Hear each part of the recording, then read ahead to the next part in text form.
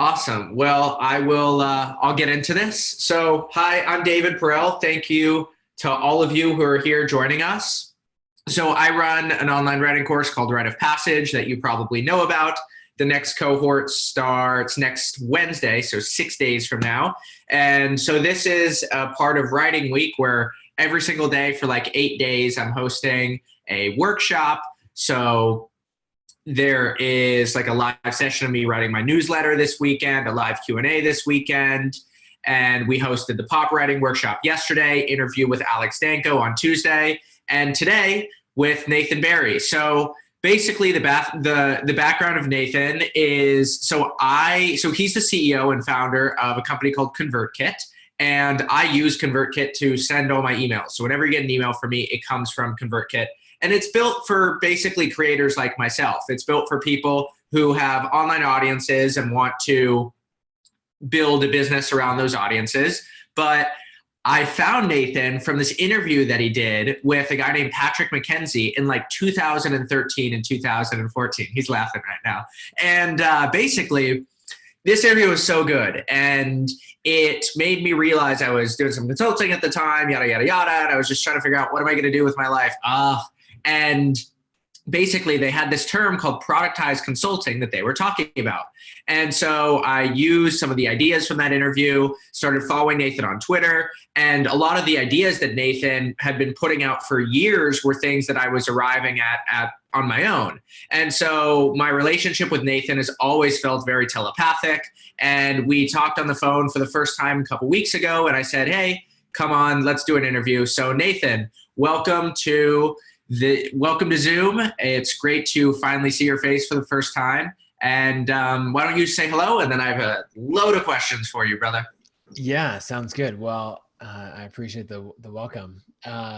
It's been kind of interesting as you've been publishing, over the last couple of years. I feel like it's the last year in particular that, you've started to dominate my Twitter feed.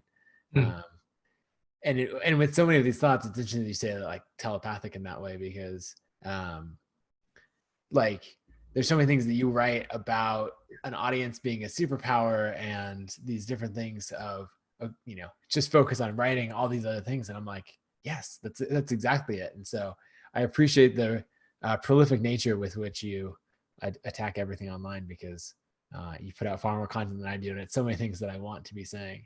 And so it's always fun when I think there was an article or a Twitter thread where you were talking about something with audience building, and then someone says, oh, I bet Nathan Barry has similar thoughts. And then I chimed in and was like, here's the article that I wrote 5 years ago on that, Yeah. And it's just stuff that I haven't had a chance to write about more. And so I'm really excited to be diving into all of this and talking about it with you. Well, it's funny because I was reading your book Authority just in preparation for this, and talk about how you wrote.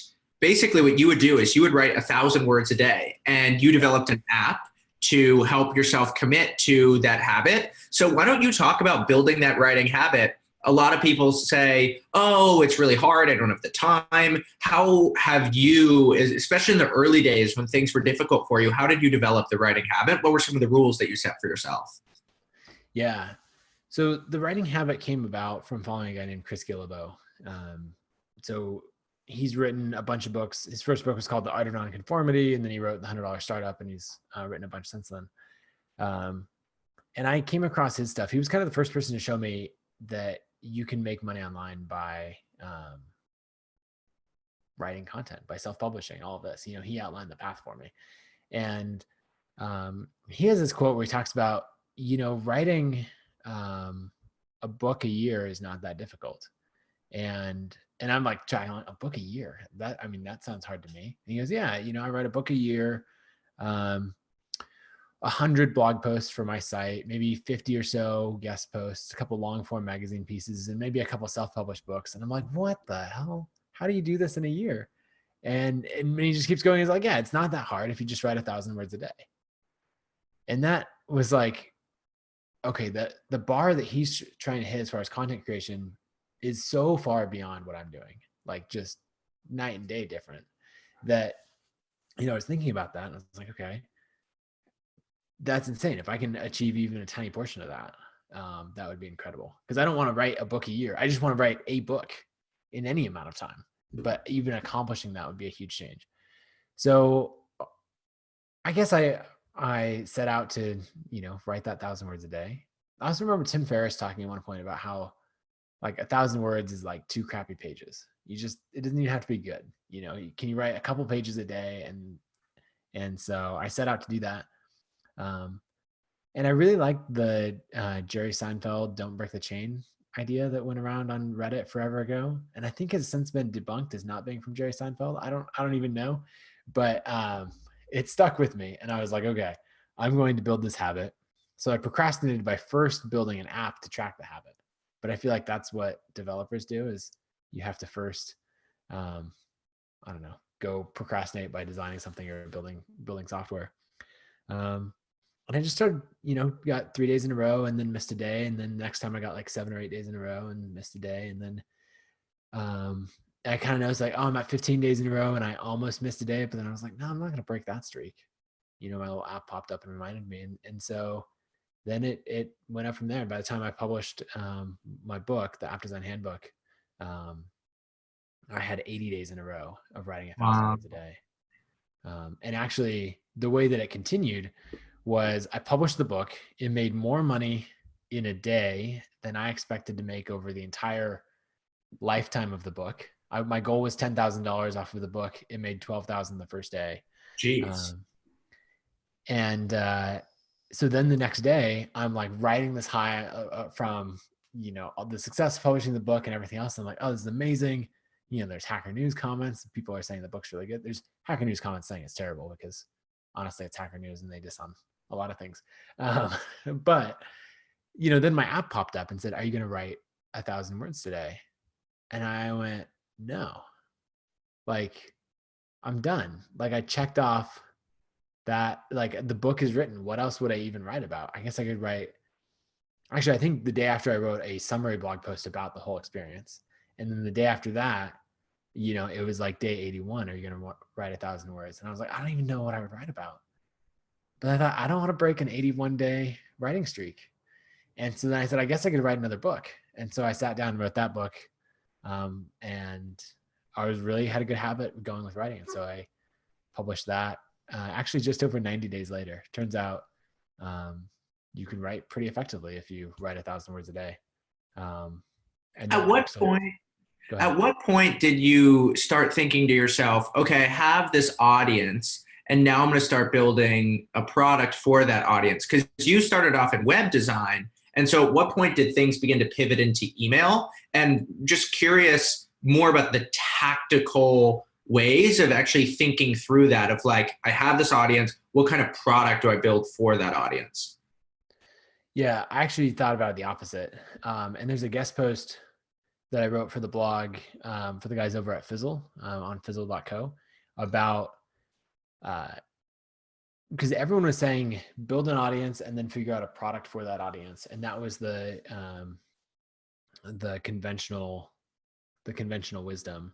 And that link is a recent podcast episode there, but I'll dig up the blog post, the guest post that I wrote, where I basically make the case that you should do the opposite. You should build a product and then use the product to attract the audience, because then it's actually around the right thing. Instead of like, say you build an audience of 5,000 people who are just interested in following you for a ton of different reasons. And then you're like, if you go that route, it will encourage you to build a generic product, because you're say I have 5,000 people and they follow me for a bunch of different things. I'm trying to find a product that will cover as many of those people as possible. But if I go the other way and I build a really specific product, like how to design iPhone applications, and then build an audience with that in mind, two things happen. One, the audience is really focused around exactly that product. And so guess what? That pre-launch email list is going to convert pretty well because they signed up with that product in mind. Let's see, that's the first thing. And then the second thing is it's easier to build the audience. Do you want to follow some random app designer, or do you want to follow the guy who's writing the book on how to design iPhone apps? And so you can borrow, this might be a weird way to say it, but you can borrow credibility from your future projects. So a second ago, I was I was like a freelance app developer. And then Now, the moment I put up this landing page, I'm now the guy writing the book on iPhone app design. And so no one gave me that credibility. I just reached out and took it myself because I said, this is the project that I'm doing. And so that's why I've always advocated for building an audience around the product and not like building the audience first and then trying to find a product for the audience. Yeah. So with ConvertKit, what was the vision behind it? Because the reason why I like the idea of audience first products is for people who want to be an entrepreneur but don't know the idea. And so the way that the audience helps is you get this kind of feedback loop where what happened for me was I just was like, I know I want to start a company at some point, but I don't know what I want to do. And so what ended up happening was I built the audience, and at a bunch of different points, I was looking for signals that there was something that I could uniquely build. And I put out a tweet one time. This was in late 2018. It was like, in 2019, I want to teach 1,000 people to write. And I got this tsunami of different people coming at me saying, yes, yes, yes, yes, yes. And then I ended up building Rite of Passage. And for you, it seems like it was the opposite. How did you actually identify that there was an opportunity to build ConvertKit and that was what you were going to do? Yeah. So the first thing I should say is I want everyone to build an audience. I want everyone to do two things: write and build an audience. And whichever order you like, or whatever the stimulus is or the instigator or anything for those outcomes to happen is fantastic with me. Because having an audience is just like I was going to say it's the cheat code for business. It 100% is. But it's also the cheat code for life. Like I'll give you a quick example, then I'll dive into how ConvertKit came about. We have our team retreat every winter in Oceanside, California. A bunch of people on my team saying, hey, we would like a foosball table for this team retreat. That's a worthy request. Foosball table is $300 on Amazon, but somebody's got to assemble it. Somebody's like, we're not going to spend a much time building a foosball table. So I threw on Twitter, hey, who in San Diego would like a foosball table? I will buy one, have it shipped to your house. You assemble it. We use it at the team retreat. And then you get to own a foosball table after that. And I had like 10 people saying, I don't even want a foosball table, but I'll do that for you. And so there's like these random life things where you can show up in a city and connect with people or all this stuff just because you have an audience. And then like, that's not even getting into all the business benefits, which are many. So the approach with ConvertKit is another like tried and true entrepreneurial approach of like, I just built the product that I wanted. And you can apply that to writing just as well, of like, what's the kind of content that you want to read? Actually, that's what I did. One defining factor of all of my writing, if you go back and look at the blog from say 2012 through now, is that you'll find actual numbers in most every post. Made $12,000 on this book launch. ConvertKit's currently at $20 million a year in revenue. Like everywhere you'll find actual numbers because that's the kind of content that I wanted to read. And so that's the scratch your own itch content, where I would read so many people's content and it would be, we did this product launch and it went well. I'm going, what does well mean? Is well $1,000? Is it $20,000? Like, I don't even know. And so I've always taken that, what do I want to exist in the world, and written that or built it. And so that's what ConvertKit was, of me realizing as I built this email list on MailChimp that email marketing was driving more sales and conversions than all the social media channels. And then, I was really surprised by that. But then I started to get into, okay, what are the best practices? How do you get more people to opt into your list? What should you give them? And then I thought, okay, we can build an email tool that incorporates all of that and has the best practices in it by default. One of the things that I've learned about building an email list, and probably from you at this point, just assume that everything I've learned, you need like a permanent like hat tip thing at the bottom of my tweets of just like hat tip to Nathan Barry. So none of these ideas are mine, people. But one of the things, there's any original idea on the internet. So yeah. So one of the ideas that I really like is that you don't just build an email list. Like there's not just 17,000 people on an email list. You actually have 17,000 trusted relationships with people. Right. And it is actually all the relationships that you've built year over year that really benefit from, or that make building an email list so valuable. Nathan, what have you learned about building a list and the things that are particularly important? We can sort of talk tactically about actually capturing leads, but then also how do you actually build those relationships and what does it look like to do that? Yeah. So I think let's tackle it from a writing perspective, because writing is actually the thing that we're doing, and it's the thing that matters. And the email list is just the vehicle. I say this as the CEO of an email company. Email is just the best tool and vehicle that we've found to connect with those people. And the moment we find a better one, we'll toss out email and we'll move on to that better one. The thing that matters is the message and what we're trying to communicate. So the stories that we're trying to tell and the concepts that we're trying to teach. And so writing is the thing that matters. And email just happens to be the best way to get that message in a personal way to thousands of people. Which my mom would be thrilled to hear me say that, because she has a degree in English and literature and was always helping us be better writers. I was homeschooled, and I remember being 12 or 13 and telling her, like, Mom, why do I need to do these writing assignments? I'm never going to be a writer. Like, I'm going to get into computers and design and like, this is useless. What am I ever going to do with it? And then after I wrote like 3 books, she's like, I think this writing thing that I made you do has worked out okay. So I think the things that make, email list growth work or make writing work are living in this world between teaching and storytelling. And so if you think about, let me use a video example. And I put out a video about this just a couple weeks ago with my friend and coworker, Charlie Prangley. She's a designer from New Zealand to London. Now she lives in Spain.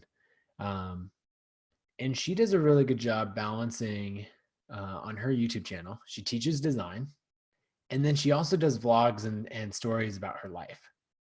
And so what you end up getting is these great tutorials of how to design this thing in Figma or whatever tool. Or she did another great one on like designer salaries and what to expect over the years and things that you would search for, right? This is content. I don't care who's putting it out. I'm just looking for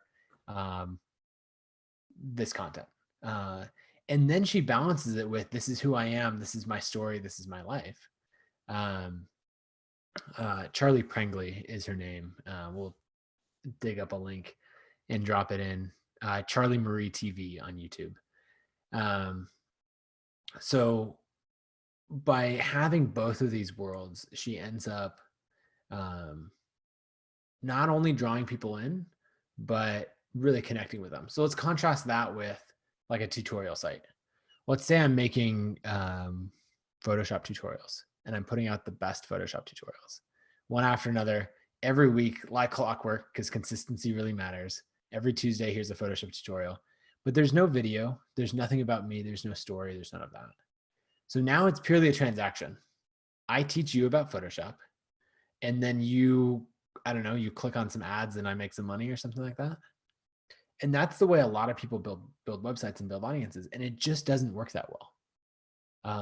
And then, so if you have that over on one side, then maybe on the other side, you could have, if anybody remembers LiveJournal, like, what are the things you would write in LiveJournal? It's just like pouring your soul out onto the page. And it's just like, this is who I am. This is what I'm going. It's 100% stories and everything else. And it doesn't deliver a lot of value. And so people tend to think of writing in either of these two worlds, where I teach or I tell stories in that way. And what you want to do is you want to combine those, and you want to live in this world where you say, this is the content that no one else could have written, because I put this is the Photoshop tutorial that no one else could have created. Because I have my information in there, this is who I am. This is my angle. And so in those emails that I send out, I include things like, this is what I'm up to. This is my latest projects. Like, I don't know how many software CEOs there are that are currently building a tiny house while they live on a farm. And like, that's something that makes me unique. So of course I put it into all of my content because I want you to follow me and not just like where to get the best tips on how to build a bootstrap software company, because that's generic. Anyway, there's a little rambling, but I hope that makes No, I sense. really How you like marry that. I those two think things. I want to sort of anchor that of, I think that the important thing that you said there was to have it both be personal and educational, where if it's too educational, it's just a transaction. It then becomes a how-to YouTube video. Somebody comes on, they watch the video, they bounce, you don't remember the site. If it's too personal, well, it doesn't actually have the value that gets people from not knowing who you are to then sign up and actually follow your stuff. So it's the combination of the education and the personalization that really matters here. And I think that that's really important to always think through that sliding scale. And also different kinds of articles move along that spectrum in different ways. So if it's an email and you're sending an email to somebody who's highly qualified on your list, well, of course, it can be more personal because they've spent some time building a relationship with you. Whereas if it is a page on your website where you're trying to get lead magnets, yeah, you want it to be more personal than a Wikipedia article, but you probably want to disproportionately provide value to people so that they can say, wow, this is really helpful. So I think that this sliding scale is something to always think about when writing. I've never really thought about that before. How would you think about, so one of my theses, and please, if it's wrong, tell me, or if we can take it in a different direction, I've sort of been working on this, is, a lot of my students, they're like, David, what should I write about? What should my personal brand be? And they try to think, okay, like a corporate brand, this is going to be our 10-year strategy and all this. But I think that what you're saying here is, no, you're really interested in the ideas of building authority, building an online audience. You had this itch to scratch of audience or of content that you weren't seeing, and you went out and wrote that. But then that was much more of an intuitive process. But then also you're building in things like tiny homes, living on a farm, running ConvertKit. And I think that rather than having the outside in idea of what a traditional corporate brand is, you have much more of an inside out, bottom up approach. If you're writing about yourself and then you're attracting people who are attracted to you rather than going out to try to recruit this audience. Is that right? Yeah, I think that's exactly right. And the way you talk about different pieces of content having different roles and different stages of the relationship, on one hand, that's an incredible thing about email is I can actually try to figure out what stage of the relationship we're at based on what I track about each subscriber, how long they've been on the list, that kind of thing. And so if you think about, I'm going to have these pieces of content that are sitting out there on the web that are designed for people who have never interacted with me before. Like I wrote this article years ago for Smashing Magazine it's titled How to Launch Anything. It's super long, like 4,000 words, really in depth, for a guest post and all of that. And that is written to people who have never heard anything about me before. So it's 90% educational with a bit of my stories woven in, but you're not going to get that same level of personal side because if I had it in there, people would be like, what the hell? Why is this guy telling me about his tiny, like, I don't even care. Like, it would be like coming across that post where somebody's just like telling their story and like, look, I'm trying to learn how to install WordPress on a self-hosted server. Like, just tell me how to do that, and then you have this other content as you draw people in more that brings in that personal side of it. Because honestly, I'm trying to think what a good piece of content would be. I do a little bit of vlogging and put some episodes up on my YouTube channel. And like I did one that I had a ton of fun with of a family trip to Hawaii. And we had a lot of fun with it. We did off-roading, a bunch of stuff. And I'm really enjoyed making the video. But that's not going to attract anyone to my audience or community because people aren't going to go. It's not SEO optimized. They're not going to do that. I'm not a travel blogger. That is a piece of content that's all the way on the other end of the spectrum for someone who's already been drawn in by some educational hook, and then they're a fan of what I'm doing, and then they just want to know more about what I'm up to, or that kind of thing. So if you think in that spectrum, and then start thinking about what are these flagship pieces of content that I could put out there. Like I did another one recently titled The Ladders of Wealth Creation. And that's like supposed to be this flagship piece of content that I want everyone to come to for a long time to come. And it has some of my stories in it, but that's one that I want to hook in a lot of people. And then I'll use different content to like help them get to know me. Can you talk about the ladders to wealth creation and how it applies from writing or to writing? That sounds really interesting. Yeah. It's a massive post. So I was working on this for a long time. It was actually James Clear. So if you're talking about people that I should just like reference in all of my work, there's like a few people like Chris Gillibo, James Clear, I don't know, Ryan Delk, Barrett Brooks, like that have that permanent asterisk. But James and I had been talking about this for a long time. And he finally was like, dude, you have to write this post. And so I finally did, but it's talking about, well, here, let me just screen share for a second. So this is kind of the graphic that I put together in it. Basically having these 4 different ladders in there of first, you're trading time for money. You're either working an hourly or a salaried job. Then as you can get into your own service business, like income could be much higher, but also like it's still just hourly work. And then, productized services, David, like you mentioned earlier, like now we're starting to bridge the gap between like a service business and selling products. And then as you get in here, in the products ladder, we've got like digital products, physical products and e-commerce, I think are a lot harder than ebooks and courses. And as you get into like some of these, maybe brands like Native or some of these other direct to consumer brands, like the possible level of success can be way higher, the income potential. And then you also get up here into like, I have SaaS up there, and then like marketplaces and social networks. So this is, as an example, everyone comes to me and says like, back when I did app design, people would say like, oh, I have this idea. It's like Facebook, but for whatever. And you're like having a hard time explaining to them that they have no experience in business. They're currently like over here on the ladder. And they're like, I want to be an entrepreneur. And let me pick off the most difficult thing ever. So there's a couple of things in this, I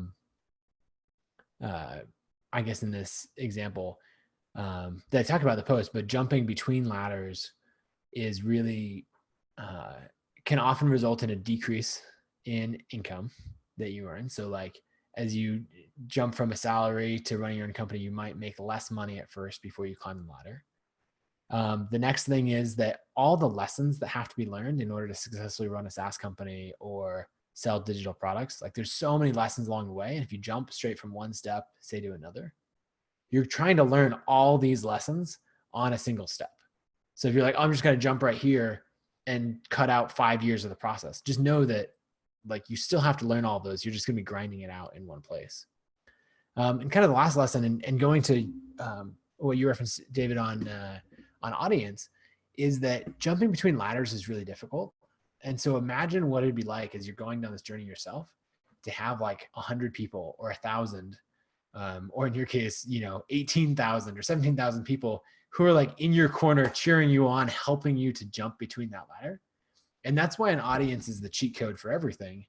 Because as I'm like, okay, say I'm working for a company and I start writing a blog about like starting my own agency and going freelance. People are following me for that. There's 100 people. My clients are like paying attention to the updates. And they're like, hey man, they're cheering me on. Hey, glad to hear it's going well. I send out another email and they're like, oh yeah, I forgot about Nathan. We haven't done a project with him in 6 months. Like, yeah, let's hire him for this next project. Like I'm staying top of mind. And then I come out with a consulting package where I'm doing some productized services. And now this email list for my agency is like 500 people that I've worked with over time. And so I say, hey, I'm now doing these design consulting packages, buy one for $1,000, and these people are going, oh, some of them might buy that, or they're like, I don't have a need for that, but I know someone else who does. And so they refer from there. And then kind of the next step is like, hey, I came out with an ebook on how to design iPhone apps as a hypothetical example.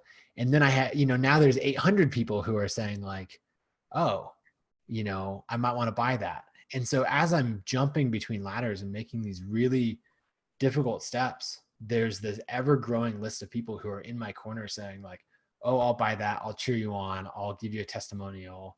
I will be this cushion or this bridge and help bring you through it. And then as you get into like some much more challenging things, like starting a software company where you're going to lose money for a long time, you're going to have to invest a lot. For me, I had, at this point, 5,000, 10,000, 20,000 people like buying my books and courses and paying attention to ConvertKit because of that. And so they like, were the bridge all the way up the ladder. So that's the, Can you say on that literally, have you ever had Pop Rocks, the candy? I had just a Pop Rocks of Epiphanies while looking at that. So if you could just keep sharing your screen, let's dive into this. This is amazing. Now there's a lot of things that I want to talk about here. So the first thing is we got a comment about how people talk about career transitions, but you don't want to jump to. You generally want to jump through one of these, from time for money to your own service business, and not from time for money to selling products just right away. I think that's really interesting. I've never quite conceptualized that before. The other thing is what an online audience does is rather than making each one a jump, it's a bridge. Yeah. So there isn't a big area that you can fall under. Basically, you just walk across the bridge. And that's because your audience is actually pulling you. So say that you're running a productized consulting business. What is happening is your audience is saying, you have all of these people, like this is what happened to me. I had too many people who wanted to work with me. And so I couldn't meet that demand. So I said, you know what? To make all of you happy, I'm going to build a course. And then once I built the course, I had all these people who said, I'm up for it. And so I knew that the risk for actually developing it, Rite of Passage cost me about $20,000 to create because we had to hire a film crew. We had to fly them down to Mexico, film with them for 10 days. But the thing was, because I was being pulled, I knew that the risk on that was very low. But now what's really interesting, and this is why it was like the Pop Rocks of Epiphany, is then you sort of move up the stack where I'll tell you different things that I'm thinking about, ways that I'm being pulled and just like trying to think through strategically. Is people always ask me, are there writers and editors that you can connect me with? So we've thought about creating some kind of marketplace, moving up the stack. I thought about making a writing software, moving up the stack. And so now I have the course, which is the easiest part of selling products, but now moving up here. And I like that it's both a horizontal and vertical graph. This ladders of wealth creation thing is awesome. Props to you, man. Thanks. Yeah. So the article dives into a lot of stuff because there, as you pointed out, there's a ton of nuance in it. And just realizing, what ladder you're on and where you want to go, there's a lot of incremental steps towards it. So you did a great job articulating like the kind of that services, right? I could coach you on how to build your audience. And then in there, I could productize it where I'm assigning a price to it. I'm, letting you buy maybe just with a checkout form. So you don't even have to talk to me before you purchase. And at each step, I'm learning new skills of like, okay, now my copywriting has to be better. Because if we were getting on a call, my copywriting doesn't have to be good. It just has to be good enough to get us on a call and then I can sell it live. But now if I want you to buy without getting on a call, like, shoot, I got to write some copy that actually convinces you to fork over, whether it's $10 or $5,000, or anywhere in there, like that's a whole thing. And then as we're developing courses, like, as you mentioned, a professionally produced course is a tall order, like that, hiring a film crew, that's the level you want to do it at. But maybe there's a bridge in there. Cause say, even if we're within digital products, maybe you start going productized services and then you say, okay, let me write the ebook version of it. Cause that's not going to cost me anything. So I can write the ebook version of it. And you know what, maybe I'm not super confident in my pricing and it's the first version of the book, so I'm going to price it at $15. I don't know. But like now I'm at least making sales and I've crossed that bridge and I'm now on this ladder. And then like a little rung up from there is like, okay, well, let me flesh it out. Let me see what this would look like if I turned it into a full course. And I might shoot the first version of that, you know, just with my webcam and a decent mic. And then from there, as that's going well, it's like, okay, let's do the third edition of this course and let's fly out the film crew and let's do another launch for it and keep leveling up from there. And if you treat it as incremental things in this way, then it's just, it takes all the fear out of it. And well, that's not true. That does a disservice to life as a creator. All the, like the fear never disappears, but it makes it manageable and puts it in bite-sized chunks. Yeah, absolutely. So at what point how have you thought about actually scaling ConvertKit? Like, actually, let's sort of just go a little bit this way. So with ConvertKit, it's like my interaction with ConvertKit has been remote. You were talking about the designer who lives in Spain. I've worked with Morgan. She onboarded me. I think she was in Boise, like moved to San Diego or something. I've worked with Charlie. And so most of my interactions with ConvertKit increasingly have been through writing. And so one of my theses is that what remote work is doing is it is making writing a more important skill. How, as you think through ConvertKit, where is writing involved? I know that you get together either every year or a couple times a year for team retreats, but I suspect that the flip side of that is you do a lot of writing internally. Talk about the written word in your company. Yeah. So Jason Fried talks about how when they do hiring, they do a lot of written back and forth, a lot of assignments, and that kind of thing.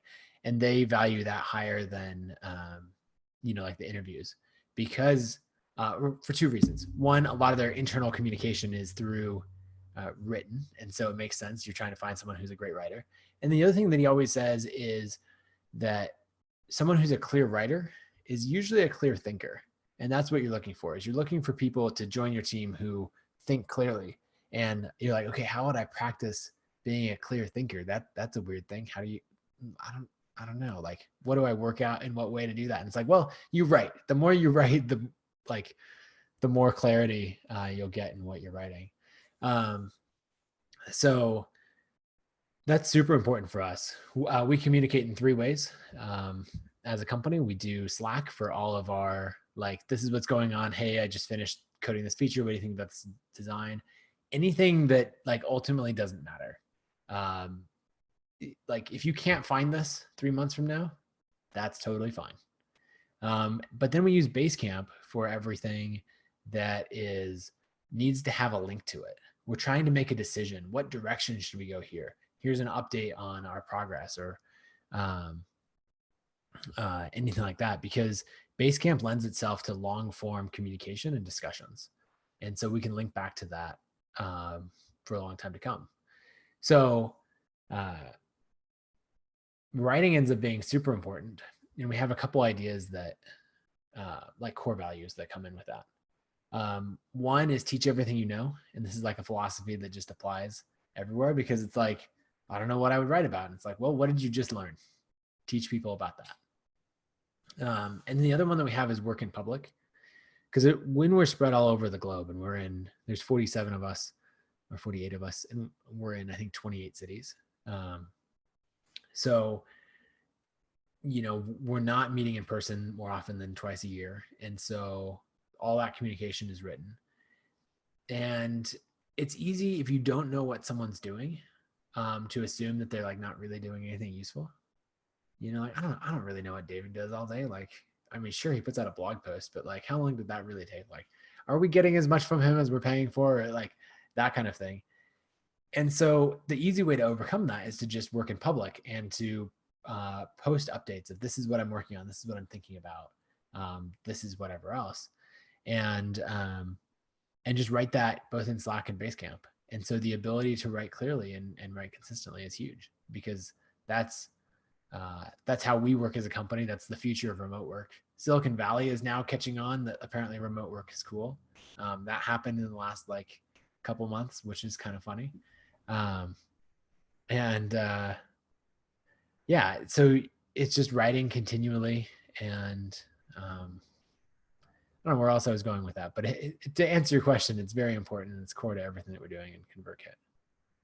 Absolutely. Can you talk about, you had one of my favorite quotes ever. I'm just going to read it and I'm going to drop it in the chat and I'm going to sort of read from it. But it's this quote from an article called Good Things Come to Those Who Write. And it says, writing is how you get attention. And in today's world, attention is the most valuable resource.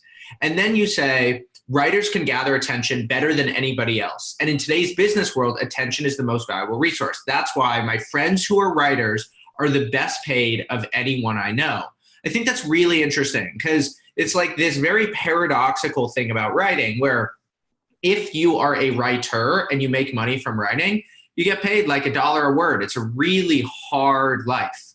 But at the same time, using writing in service of something else is exactly what this sentence is leading to. That's why my friends who are writers are the best paid of anyone I know. Can you provide an example there and talk about that? Because I think that it's one of the weird dualities of this craft. Yeah, so there's an experience that a lot of my friends have had, and I've had a version of it. And this is a hypothetical example, but I think people could relate as they want to get into blogging or being a creator online. Is like, imagine, you know, you graduated from college. Maybe you went to a really good school. Like, I don't know, we'll pick Stanford. So you went to Stanford, you graduated, you're like a year or two out of school and you go to that family reunion and like that really successful uncle that you have is there. And he's like kind of punches you in the shoulder. And he's like, hey man, what are you up to? Like Stanford's done, like always expecting good things. And you're like, oh, you know, yeah, it's great. I'm a writer. And he's like, sorry, what? Like, yeah, I'm a writer. Like I've started building this audience online and all that. And he's like, okay. Well, do you need a loan? Like, you know, how's the job at Starbucks going? Like, that's kind of the whole perception that it's like, you had all this potential, like you're probably supposed to become an investment banker or something. And now here you are as a writer. And like, I don't know, I thought you were going to pick a career that earns a living. And that's the perception that's out there. And I had this realization while I was sitting at a conference, talking to a few friends who they wrote in all these different categories. So it wasn't even like they were all in business or entrepreneurship or something. One of whom was writing a blog about parenting. You know, another was writing a blog about men's fashion, like a ton of different categories. And I realized, like I have an uncle who is a doctor, does internal medicine, probably makes 400 grand a year. Like he was who I always looked up to from that business side, always really good with money, all that. And I realized my friends who are bloggers who are sitting around all make more money than my uncle who's a doctor who went to school for like 12 years and like suffered through residency and everything else in order to do this. And so I'm like, okay, what is going on in this world where this is even possible? And the thing is that I realized is it's not that they write, because writing is just, you know, it's hard to even know what writing is worth. Is it worth a couple of cents a word? Or is it completely priceless because it's the ad campaign that, you know, sparks a movement? And so realizing that they had this superpower, they had this ability that they used writing to get attention. And so in the same way that we use email, just because, not because there's anything special about it, but just because it's like the platform that has worked best, you know, for making connection. The only reason that we write is because, not because there's anything magical about writing, it's just that we found that it's the best way to get attention. And attention is the best, like just the superpower that once you have attention, you can do everything. Because if you think about all these giant brands, they're spending so much money, you know, $5 million for a 30-second Super Bowl ad. All they're trying to do is just get a tiny bit of attention. And you're like, oh, that's all you're trying to do? I can get attention. All I have to do is write a great story. I just have to write a great post. I have to teach people things. I just have to connect with them. Yeah. Writing is how you get attention. And that's the superpower. And so sure, they can spend a bunch of money to do it. I'm just going to sit down and write 1,000 words a day. Absolutely. So I'm going to show all of you this from yesterday. So I had a breakfast yesterday and then I was meeting up with a friend at 10:30. And so I got to the coffee shop at 10, and I was like, hey, I have 30 minutes to kill. I'm going to just write a thread. And I had just been talking to an academic who, because he's built this online audience, now he gets to pursue all of these fringe ideas and ended up getting a grant to write this book. And it was because he had the audience. So I was like, you know what? I'm going to write a thread. Check this out. So what I do is I sit down and I just write a list of people who should start writing online. And I go down and I just come up with 9 archetypes of people, right? And basically, Rite of Passage starts next week. So obviously, I've just been trying to spread the word about Rite of Passage. And this thread, just for me sharing ideas, I started at 10:17. I did this in 30 minutes. And then I was meeting my friend at 10:30. And boom, I reached 241,000 people because I was waiting at a coffee shop and I needed something to do. And then I went down, and at the end, I just dropped a note here for Rite of Passage, and I got 815 people on the Rite of Passage website. And this was just an idea at the top of my head that would have been lost to time that then will probably, once this is, I mean, it's been just more than 24 hours, will probably be seen by more than 250,000 people. And I think that basically what's happening right now, and this is why Nathan talks about teach everything you know. Like, if you have this system of, I come up with an idea that's interesting, I write about it online, I would have even forgotten about that idea. And now it's out there, because when there is a moment, when you have an epiphany, you have to get the words out, because an idea on a page will be preserved for so much longer than an idea in your head. And so, like, when Nathan and I say writing online is a superpower, this is what we're talking about. That idea could have gone from nothing to reaching 250,000 people. And I've been doing this for less than 3 years. And I think that what writing online does is you just begin to, it's this window, this portal into a world where you realize that just as a lowly individual, you can actually have your ideas be shared. It's wild. Yeah. So I want to build on that, because as you can imagine, I believe in that 1,000%. And so, like, if we think about, okay, we want to get 800 people onto the Rite of Passage website. How much do we have to spend in ads and ad dollars to make that happen?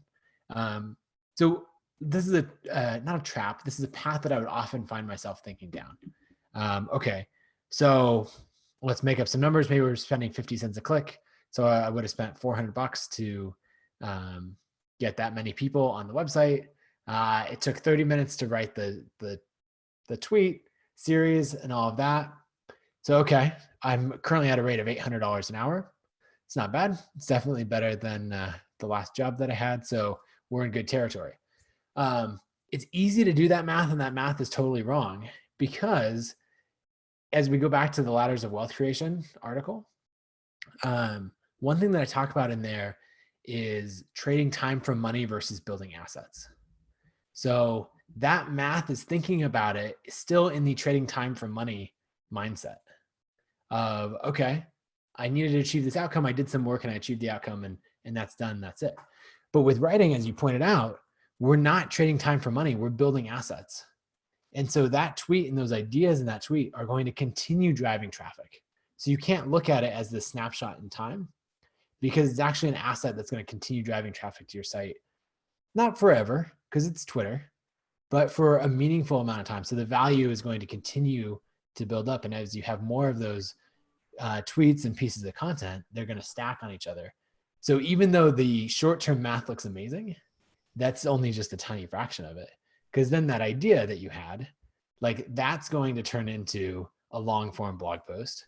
And then that's like, some of those ideas are going to turn into books. Like, I always reference James Clear, because I got to be a part of his, around him and friends with him for his whole rise to fame, and see so many of these ideas come about where the one-off idea in a tweet then gets built into the blog post, then gets built into a chapter in the book, and then the book hasn't left the New York Times bestseller list for 60 weeks in a row. You know, and you're like, okay, so he sold a little over 1 million books. I can do the math on how much money that makes, because he's turned, instead of trading time for money, he's turned an idea into an asset that's continued to drive traffic and attention. And he's turned that asset into something bigger and continually. It's like if in the ladders of wealth creation idea, there was the same thing for an idea and how the idea can move its way across ladders and level up from there. It's that same idea. And so when you realize the compounding effects that are possible through writing and sharing and teaching in the way that you're talking about, it's just absolutely mind-blowing. And it might feel like a stretch to get from like random idea on Twitter to several $1 million in book sales, but like there's enough people doing it that you can see and you win all the way along. Absolutely. So there's this idea in Rite of Passage that we call the content triangle. And I'm going to share my screen and show you what this looks like. And so this is very systematized and a big part of my own workflow and how I think about things. So basically, what Twitter is for me, and what's amazing for all of you, is you don't need a big audience for this to work. Like, this actually works in conversation even better than it works on Twitter, but it's the same general idea. And I needed the scale of Twitter to actually understand that this works in normal conversation. That's actually where I play this out. And so basically what I do is I run my ideas through as many different filters as possible. So I have a little nugget of insight. And you could think of writing or even creating a product as something that's really expensive, right? Think of James Clear, like writing a book. It's very expensive in terms of the time that it takes in order to do that. So what you want to do is you want to say, have an idea come up in conversation. You have the two other people that you're with say, that's really interesting. The idea is interesting, so you share it on Twitter. The tweet gets somewhat popular, then you share it in your email. And then the email, a couple people respond, they say, wow, that's fascinating. You write a blog post about it. And then what you're doing is you're climbing the ladder that Nathan was talking about, and you end up with something in a book. You end up with that thing in your course. And it's funny because I just wrote this 16,000 word essay called News in the Age of Abundance. And there's this idea in there called the paradox of abundance. And that whole idea in this video that I shared, I literally walked through step by step how I went from a reply hidden on Twitter into actually creating that in the essay. And it then went into like 2,000 words worth of ideas. And that's all it is. It is like these little seeds, just like a garden, that then flower up and blossom in all of these unexpected ways. That's gold. Like, yeah.